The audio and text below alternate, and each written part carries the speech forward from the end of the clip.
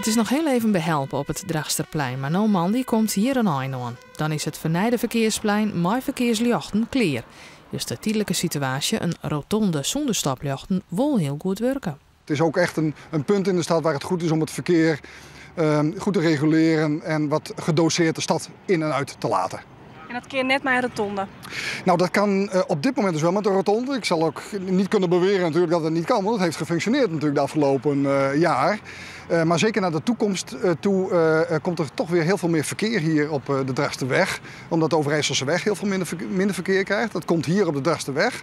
Dat wordt zoveel drukker dat met een rotonde kom je dan niet meer uit. En dan hebben we gewoon een kruispunt met verkeerslichten nodig.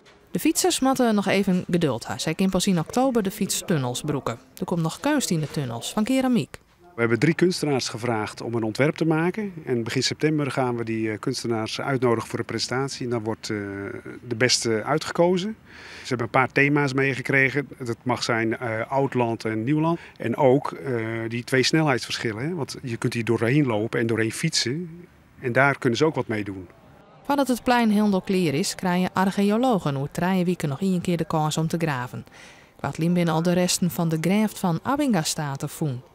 We hopen hier ook weer een stuk van de gracht weer verder aan te treffen. En dan hopelijk ook wat meer vondsten eruit. Zodat we hem kunnen dateren. Hè? Hoe oud is die gracht en wat voor spullen hebben ze er allemaal in gegooid. En hopelijk ook wat meer van de Abinga-staten. Misschien komt er ook nog wat ouder sporen tevoorschijn. Want hierachter heeft de Terp Mellens gelegen.